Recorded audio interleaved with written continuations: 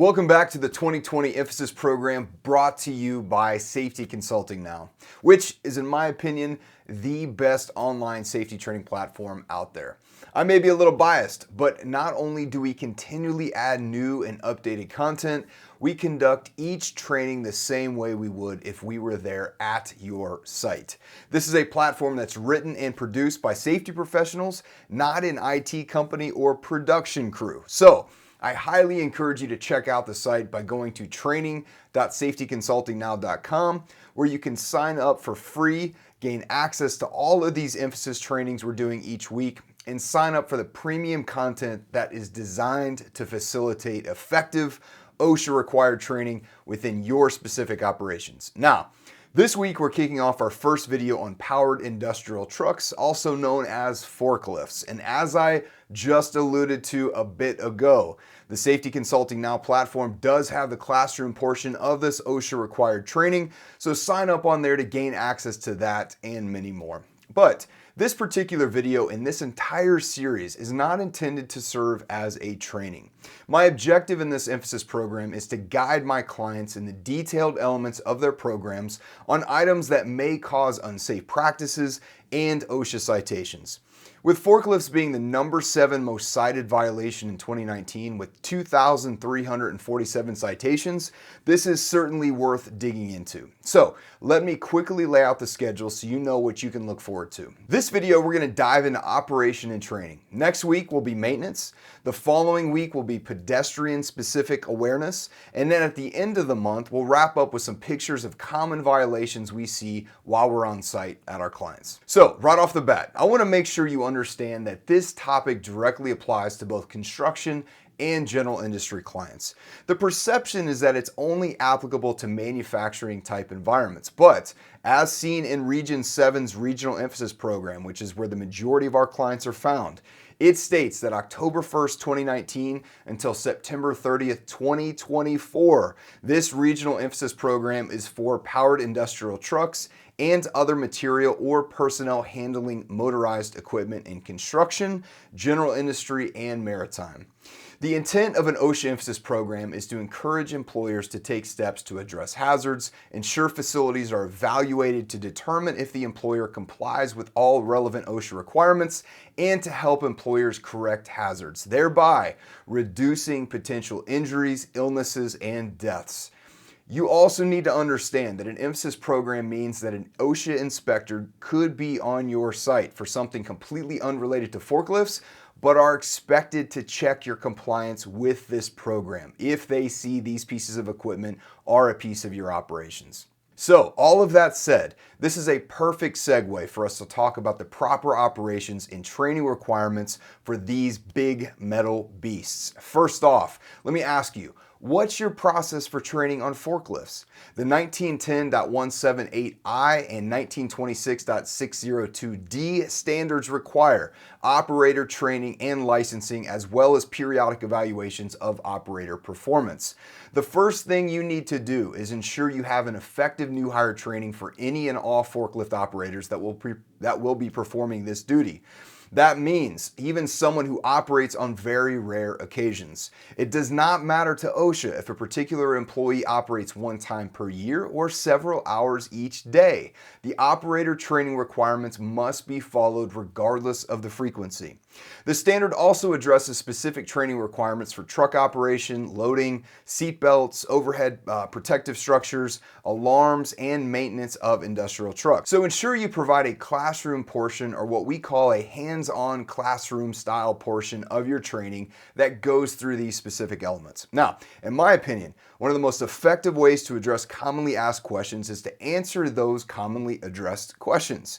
So, kicking it off, one of the questions we get asked all the time is, Jake, I've been operating a forklift at my previous employer for the past 10 years. Do I still have to receive training at my new employer, especially since we had just received a refresher training less than 3 years ago? The answer to that question is mostly yes, although OSHA technically says the answer is no. Let me explain. you are still required to receive site-specific training for forklifts at your new facility. Let's break down a few important reasons why this is the case. The location of storage racks, docks, designated pedestrian walkways, type and style of forklift, blind spots, fuel source of the forklift, battery changing station location, and many more specific details of your new site are all reasons why this training needs to be conducted. Do they technically need to receive an updated operator license if they've been trained by a competent trainer? No. But also, really, you're assuming the training they received from their former employer was solid enough. For this reason, and all of the site-specific details, it's our experience that you need to start from scratch with every new employee that comes to your site and operates your equipment. So another common question we get related to this off-site training has to do with unions. That specific question goes something like this. My employees receive training from the union on the use of forklifts. Will I have to provide any additional training?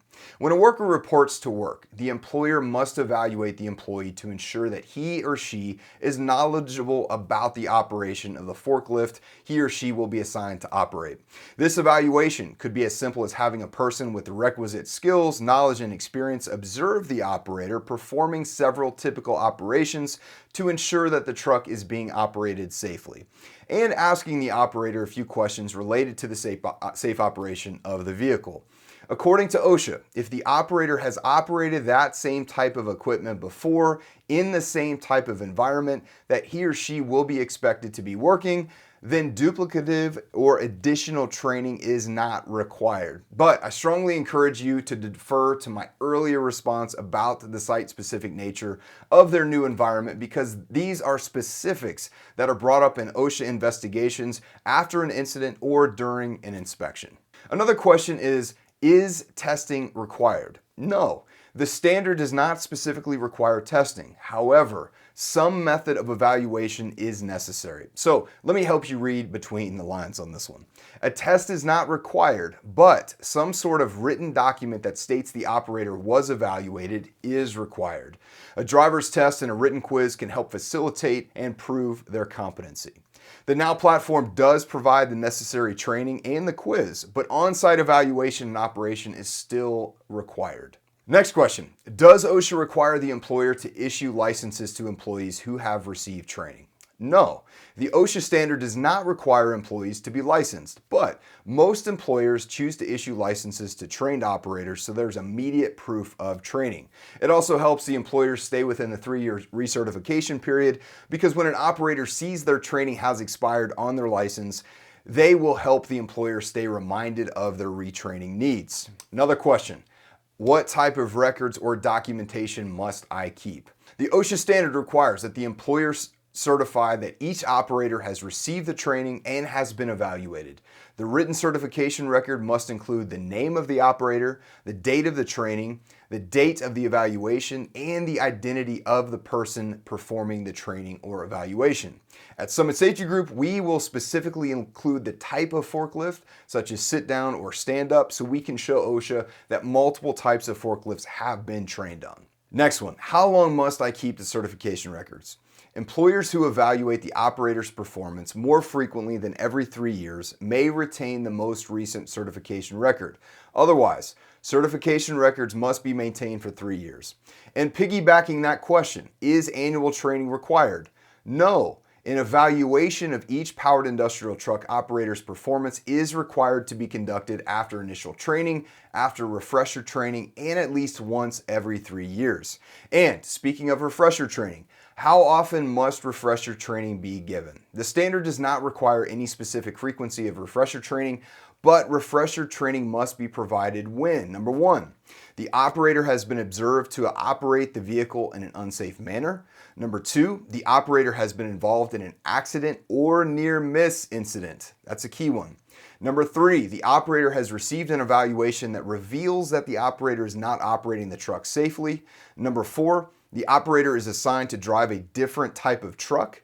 And number five, a condition in the workplace changes in a manner that could affect safety operation of the truck. So again, hearing these reasons for refresher training, I hope you can see more clearly why we always recommend retraining of employees that come from other facilities, regardless of their prior experience or training. We also get this question: do I have to ensure that my operators are physically capable of driving a forklift? The new standard does not contain provisions for checking vision, hearing, or general medical status of employees operating powered industrial trucks. The Americans with Disabilities Act, or ADA, addresses the issue of whether employers may impose physical qualifications upon employees or applicants for employment. The ADA permits employers to adopt medical qualification requirements which are necessary to assure that an individual does not pose a direct threat to the health or safety of other individuals in the workplace, provided all reasonable efforts are made to accommodate otherwise qualified individuals. We also get asked about the allowed age of operators. So listen, it is a violation of federal law for anyone under 18 to operate a forklift, period. Next question. I have 3 different types of trucks in my workplace. Can I provide training on just one type of truck? If an operator will be expected to operate all 3 types of vehicles, then training must address the unique characteristics of each type of vehicle the employee is expected to operate. When an attachment is used on the truck to move odd-shaped materials, then the operator training must include instruction on the safe conduct of those operations so that the operator knows and understands the restrictions or limitations created by each vehicle's use. Second to last question I want to address. I only have powered hand trucks in my workplace. Do the training requirements cover the operators of this type of vehicle? The operator walks alongside the unit while holding on to the handle to guide it. The answer is yes. The use of powered hand trucks present numerous hazards to employees who operate them and those working in the area where they are used, so they must also be trained on. If you wonder why they pose such a serious hazard, simply look at their capacity limits, and the mere fact that most can carry upwards of 5,000 pounds shows how dangerous they can get and why training is needed. Lastly, and we get this all the time, I employ drivers from a temporary agency. Who provides them training? The temporary service or me? OSHA has issued several letters of interpretations on the subject of training of temporary employees. Basically, there's a shared responsibility for assuring employees are adequately trained. The responsibility for providing training should be spelled out in the contractual agreement between the 2 parties. The temporary agency or the contracting employer may conduct the training and evaluation of operators from a temporary agency as required by the standard. However, the host employer or other employer who enters into a contract with the temp agency must provide site-specific information and training on the use of the particular types of trucks and workplace-related topics that are present in the workplace. So, in other words, regardless of the temp agency providing this training, the host employer must train on the site-specific elements I keep trying to make glaringly obvious. Now look, I hope this serves as a pretty significant guide for you on how you should be training your operators. There are many more questions we could get into, but we still have 3 weeks left on this topic, and I'm hopeful we'll continue to answer these for you as we go. If you have any questions on this material, please reach out to your SSG safety consultant, reach out to us in general at info@summitsafetygroup.com, call us at 417-823-SAFE, or you can reach out to your digital safety consultant on the Safety Consulting Now platform. We're doing great things here at SSG, and we're happy to have you on this journey with us. For Summit Safety Group and Safety Consulting Now, I'm Jake Wolfenden, and I'll see you next week where we're going to dive into the requirements of your forklift maintenance program. I'll see you in there.